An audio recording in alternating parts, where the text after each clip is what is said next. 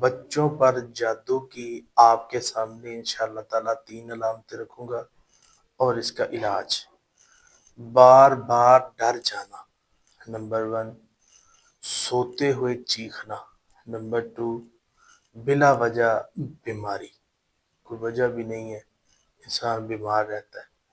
تو ناظرین یہ 3 علامتیں بچے پر اگر یہ علامتیں ظاہر ہو جائیں تو اس کا علاج کرانا چاہیے۔ علاج کیا ہے؟ آپ گھر میں سورہ فلق، سورہ ناس دم کر کے بچے کے اوپر پھونک ماریں، پانی پہ دم کر کے پلائیں، تیل پہ دم کر کے مالش کریں، اور اس کے ساتھ ساتھ نمک پہ دم کر کے ہنڈیا میں ڈالیں، کھانا کھلائیں بچے کو۔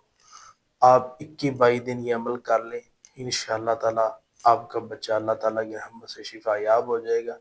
اور یہ ہی علاج قرآن و حدیث میں ثابت ہے۔